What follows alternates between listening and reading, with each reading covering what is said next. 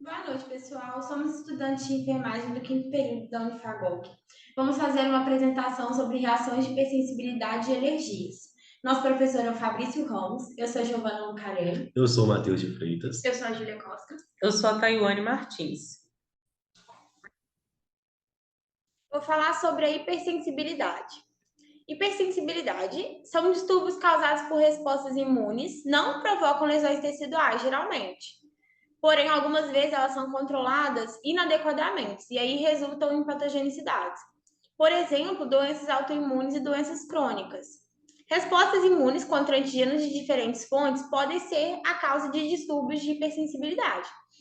Essa é baseada na observação que um antígeno exibe uma reação detectável ou torna sensível a encontros subsequentes. Isso de maneira inadequada, essa resposta de maneira inadequada. As causas da hipersensibilidade são três: a autoimunidade, que é uma reação contra antígenos próprios, e aí vem a doença autoimune. Reações contra micro-organismos, são excessivas ou micro-organismos persistentes anormalmente. E reações contra antígenos ambientais. Essas reações, a maioria dos indivíduos são saudáveis, porém, 20% da população possui a imunoglobina IgE responsiva anormalmente. E aí isso faz ocorrer algumas reações alérgicas.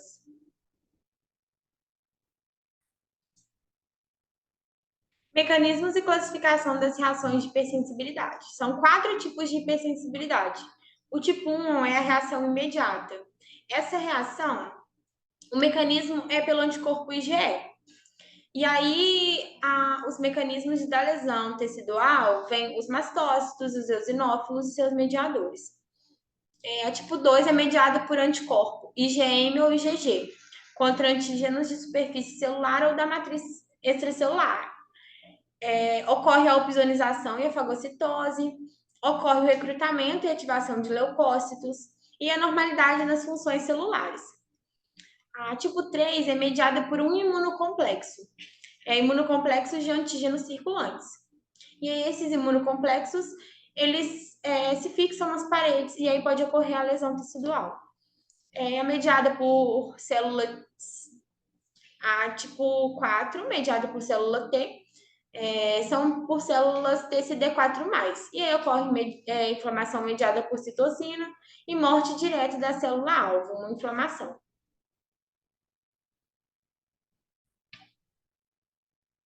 As doenças, elas são complexas e abrangem múltiplas manifestações e mecanismos diferentes.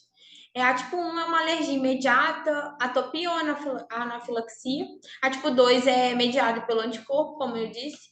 Tipo 3, mediado por imunocomplexos, IgM ou IgG. E o tipo 4 é mediado pela célula TCD4+.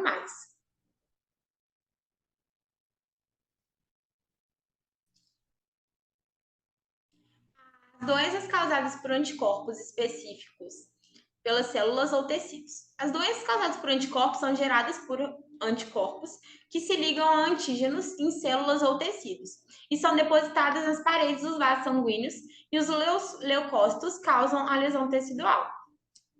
A prova disso é que a doença é causada por anticorpos. As lesões elas podem ser induzidas em um animal normal e pela transferência passiva de imunoglobina purificada no sangue fetado, o animal ele vai ter essa lesão tecidual. Vai ter a mesma coisa do que foi injetado nele. Por exemplo, um exemplo de situação clínica, as crianças que são portadoras de HIV por razões de transmissão vertical, cuja mãe sofre sífilis, elas possuem também a sífilis, o HIV. O experimento com essas crianças, né, é um experimento como esse do animal. Um exemplo disso é dessas crianças cuja mãe é soropositiva e aí ocorre a transmissão placentária.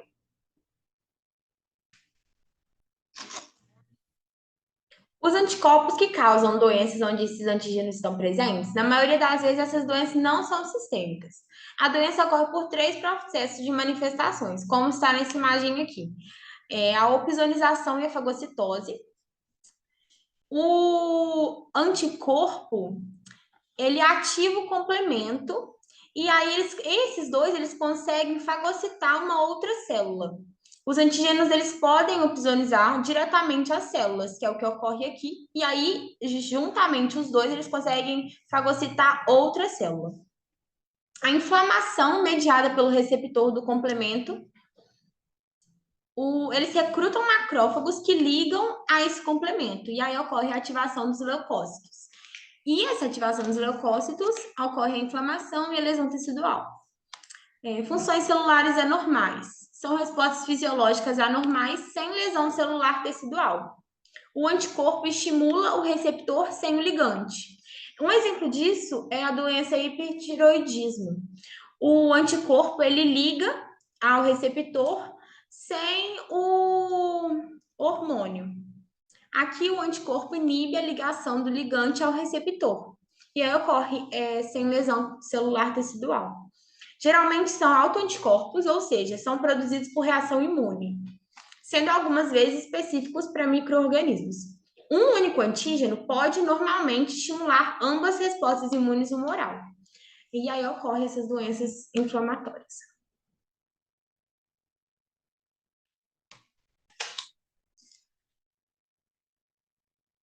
Doenças mediadas por imunocomplexos. As doenças provocadas por imunocomplexos tendem a ser sistêmicas, diferente das anteriores, e atingem órgãos e tecidos, pois são compostas por anticorpos ligados a autoantígenos, refletindo o local de deposição do complexo antígeno-anticorpo.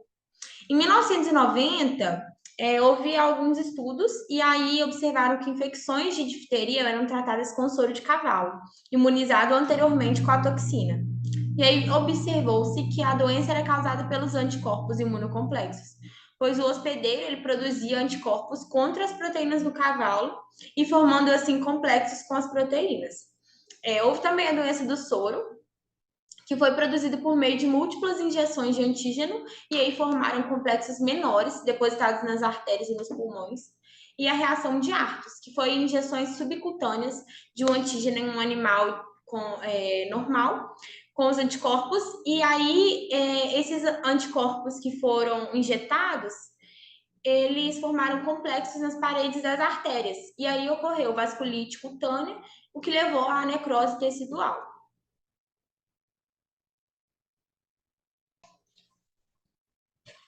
Imunocomplexos, eles são gerados normalmente em respostas imunes. Somente são patógenos quando eles são produzidos em quantidades maiores, não sendo eliminados, e assim eles se depositam nos tecidos, podendo ocorrer lesões teciduais e necrose.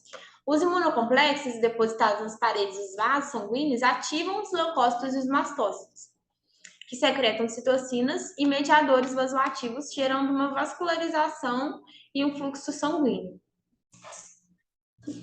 Alguns exemplos de doenças humanas mediadas por imunocomplexos são lúpus, manifestações nefrite, artrite, vasculite, a doença poliartrite nodosa, que tem de manifestação vasculite, a doença glomerulonefrite pós-estreptocócica, que a manifestação é nefrite, e a doença do soro, que aí tem artrite, vasculite e nefrite também de manifestação.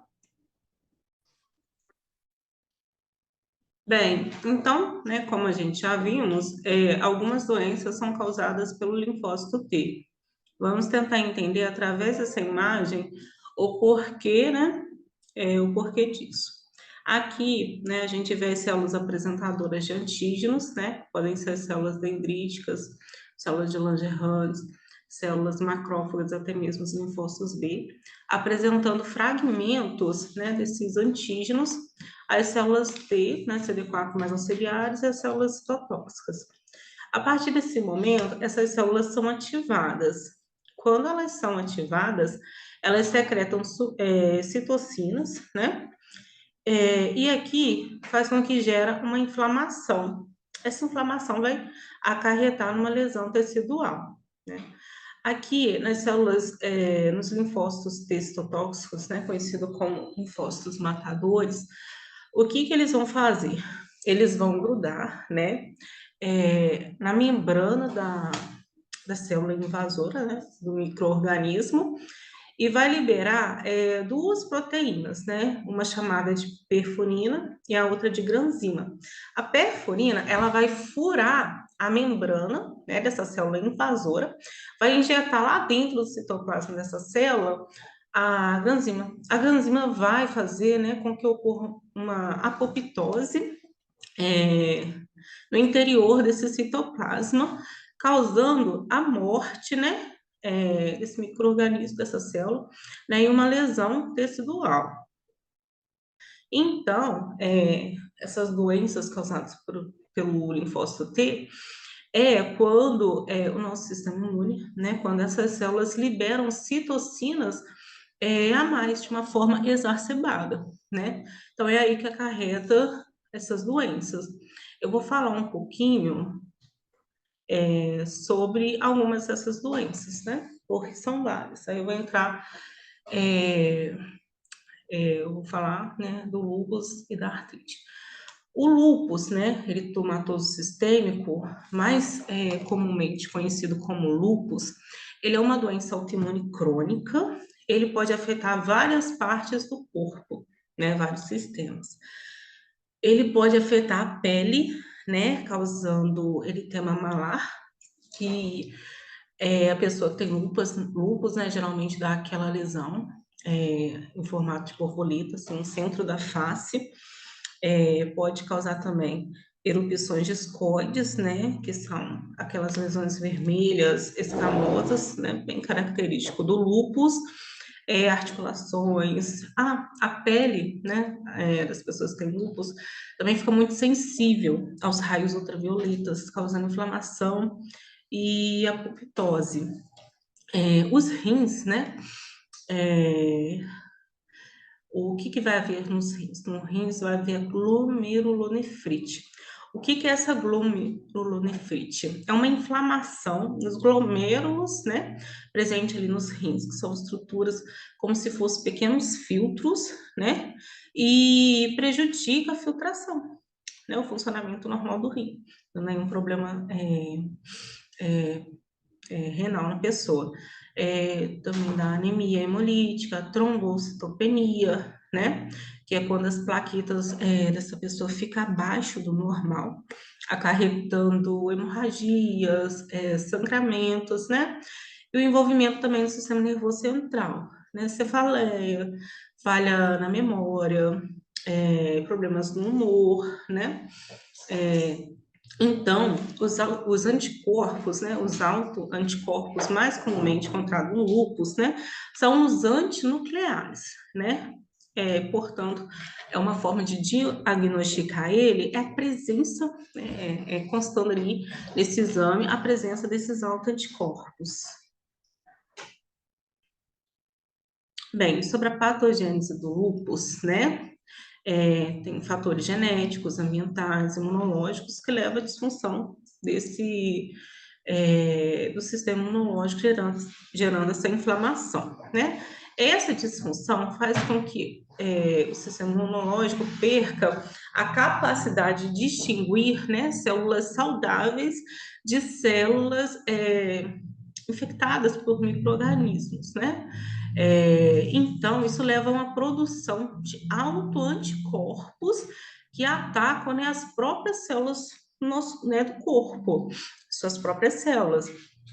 Esses anticorpos antinucleares atacam o material genético, né, do DNA e do RNA presente dentro das células, acarretando uma resposta inflamatória crônica que afeta, né, os múltiplos órgãos, né, sistema do nosso corpo, do corpo do paciente que tem lúpus. A artrite reumatoide, né, ela é uma doença crônica também que afeta as articulações, causando inflamação e dor.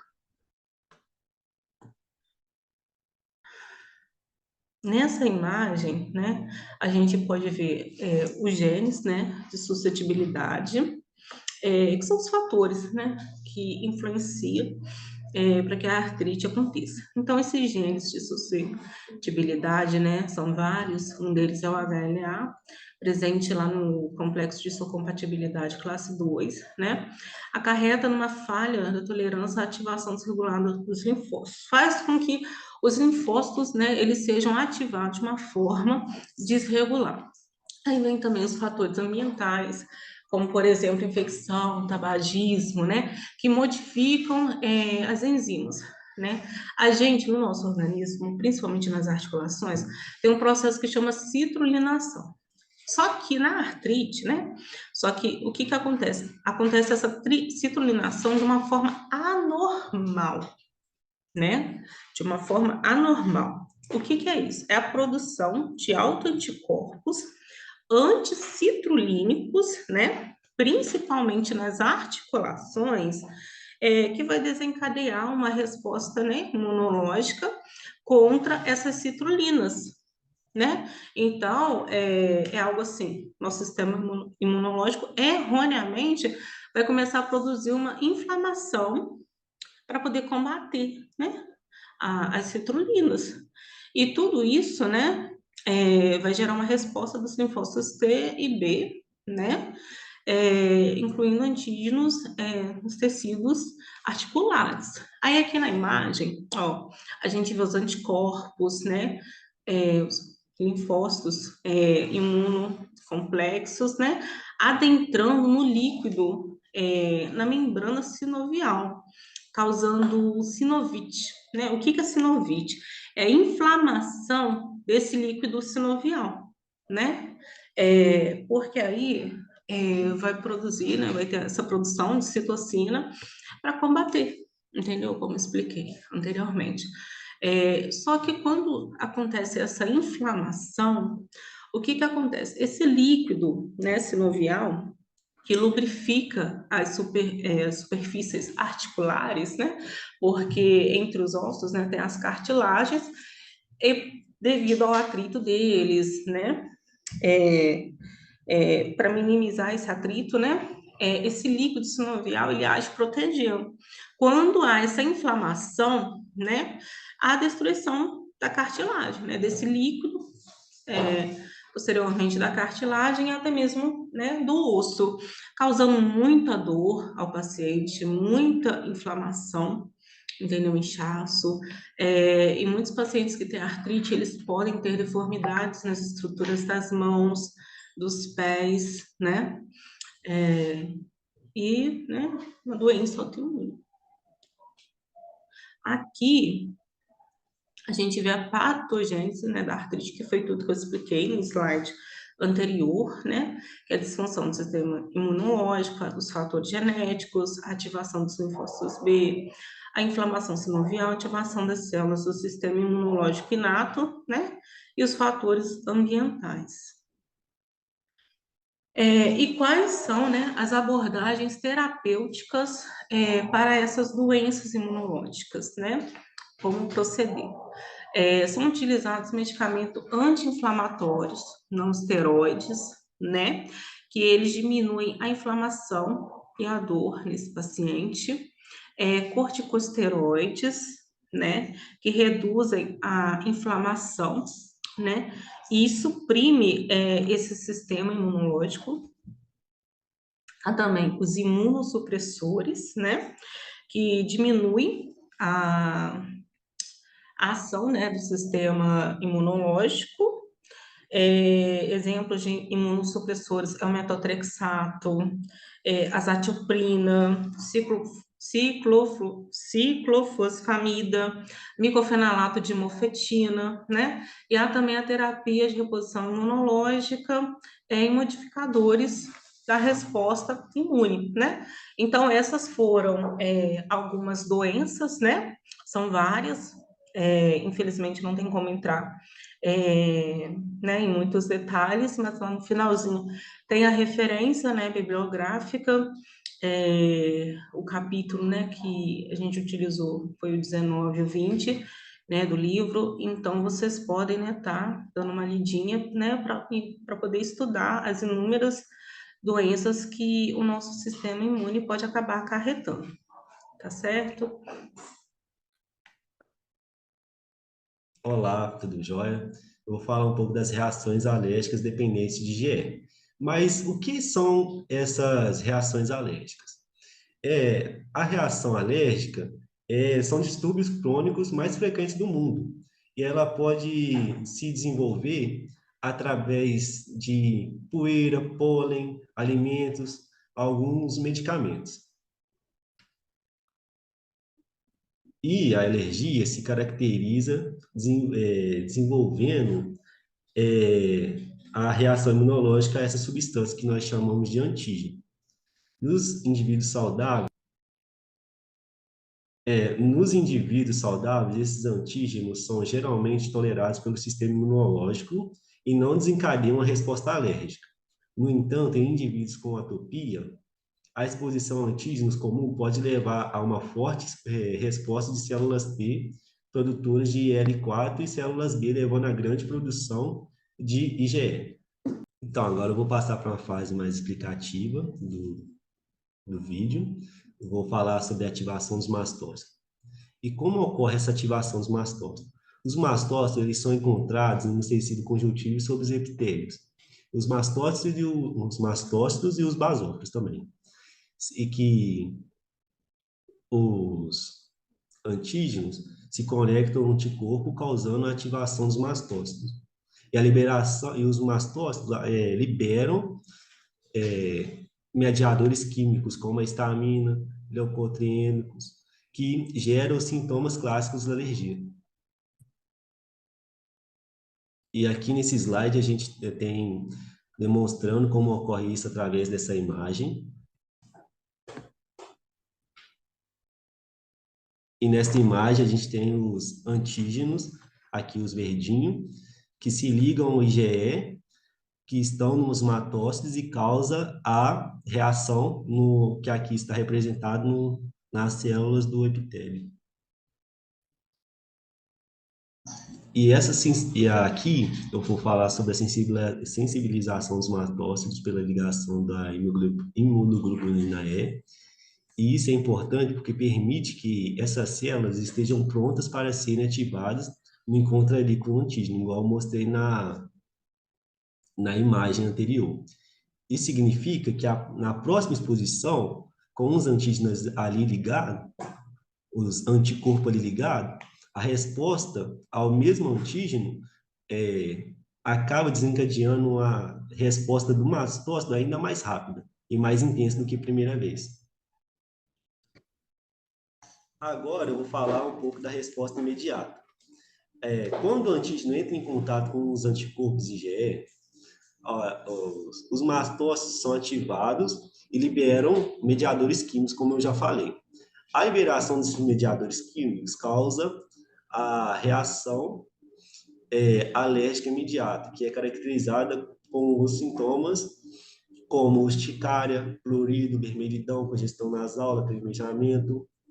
Estes sintomas podem começar alguns minutos após a exposição ao alérgeno. E na resposta tardia, algumas pessoas ainda podem desenvolver essa resposta tardia, que pode ocorrer após 4 a 24 horas depois da imediata. E tem como sinal característico sintomas como o inchaço, a dor, sensibilidade na área afetada. E essa fase é mediada por diferentes mediadores químicos liberados pelo mastócito. Agora eu vou falar sobre os papéis das células TH, mastócitos, basófilos e eosinófilos ali nas reações alérgicas. E essas células são as principais células efetoras das reações de hipersensibilidade imediata e das doenças alérgicas.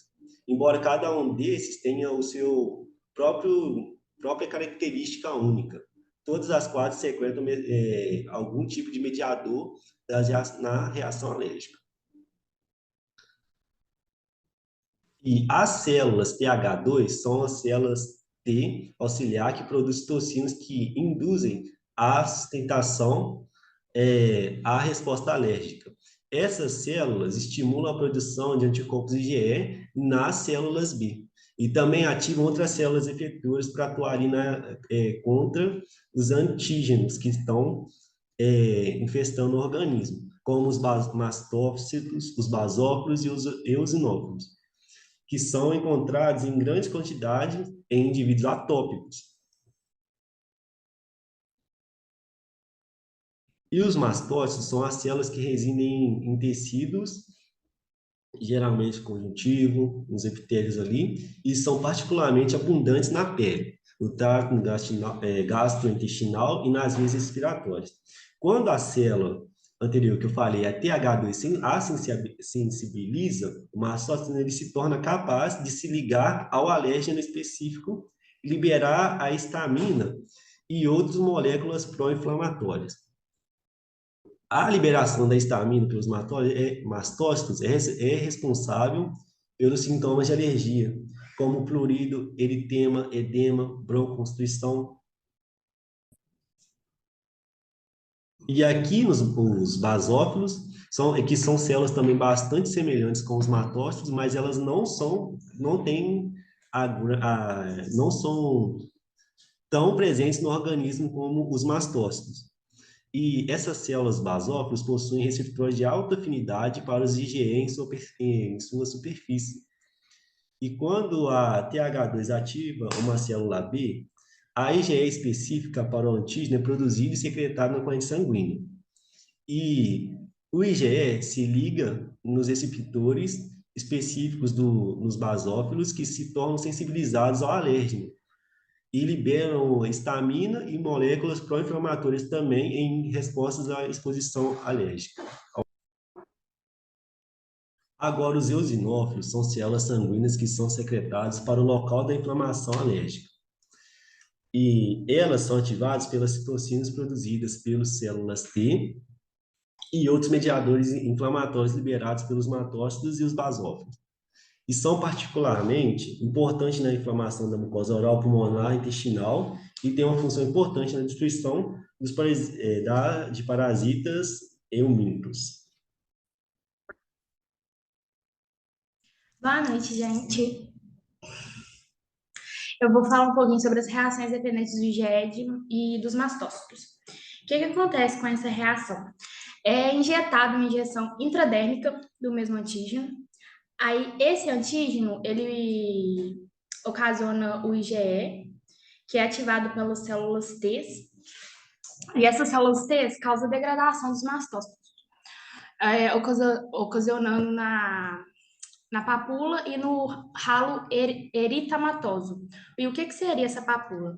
Essa papula seria, como a gente pode ver aqui na figura, seria esse inchaço local, igual quando a gente toma uma vacina ou a gente tem um machucado, causa esse inchaço ao redor das bordas. E o ralo eritematoso seria a dilatação da margem desse machucado, que seria o edema, que é a vermelhidão e a dilatação dos vasos sanguíneos.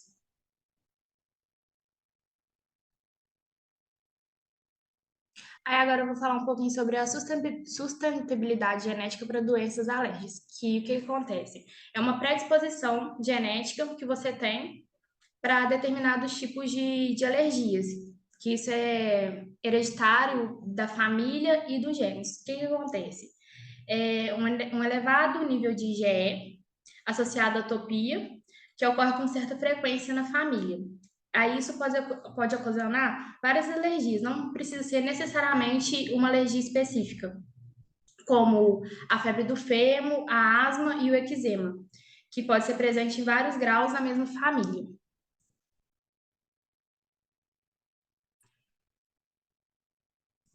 Eu vou falar um pouquinho da reação da fase tardia, que ela é ocasionada pelos leucócitos, pelos eosinófilos e as células T auxiliares, que ela serve como proteção e combate contra bactérias e vírus. O que acontece nessa reação de fase tardia, como foi dito em cima? Tem a atopia. O que seria atopia? Seria uma doença crônica hereditária, ela é de uma causa desconhecida, ela é uma hipersensibilidade ao ambiente, ou seja, você tem uma reação excessiva a determinado tipo de pólen, de poeira, reação ao ambiente. Como foi citado, a febre de feno, a asma e a eczema. O indivíduo pode conviver com ela a vida toda, mas não necessariamente ele teria todas essas atopias. Eu vou falar um pouquinho agora também sobre a asma brônquia, que é um episódio repetido de inflamações no brônquio, que tem um acúmulo excessivo dos eosinófilos e das células TH2, que acontece na resposta imediata que foi citada ao slide acima. Alguns fatores ambientais que interferem nessas alergias é a exposição aos alérgenos, organismos infecciosos e poluição do ar. Eu vou falar sobre a anafixilia sistêmica, que é uma reação de hipersensibilidade sistêmica. Ela tem como característica o edema e a diminuição da pressão sanguínea, e é ocasionada por injeção ou picada de inseto, ou se não, absorção da superfície epitelial. A base do tratamento dela é epinefrina ou antihistamínicos, que serve como broncodilatadores e vasodilatadores. E vou falar agora um pouquinho na asma brônquia, que é a asma brônquia atópica, que ela é hereditária. O que acontece? Ela é passada de pai para filho, e nessa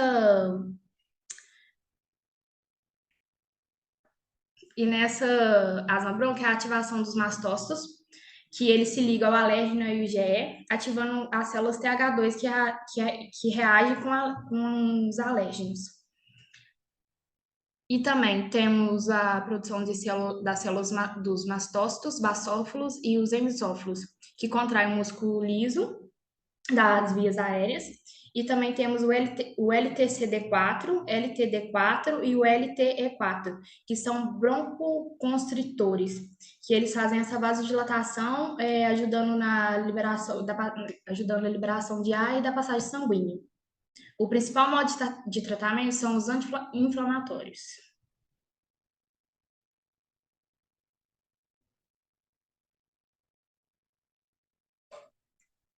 Então, o que foi dito um pouco acima é o que a gente pode ver na imagem, que são o efeito dos antihistamínicos, dos anti-inflamatórios, que causa essa vasodilatação e essa broncodilatação, que, como foi dito, ajuda na passagem sanguínea e na melhora da respiração.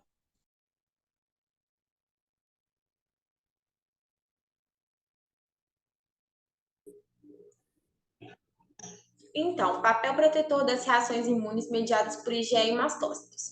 Embora a maior parte da nossa compreensão seja que as reações mediadas por IgE e por mastócitos venham da análise da hipersensibilidade imediata, esse estudo em camundongos desenvolveu outra coisa. As respostas mediadas por IgE e mastócitos são fundamentais para a defesa contra certos tipos de infecção, como a erradicação de parasitas e eumintos, então não são só aquelas alergias. A ativação dos eosinófilos e dos mastócitos promove a expulsão desses parasitas pelo trato gastrointestinal por meio de peristaltismo e pelo derramamento do muco.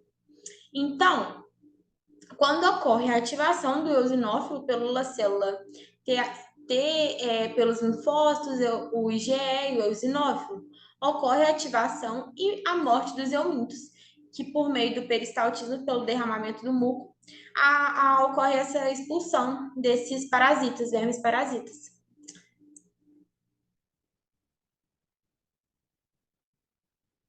Aqui estão as referências que a gente retirou desse nosso estudo, da 7ª edição do livro de Abas, de Imunologia Celular e Molecular.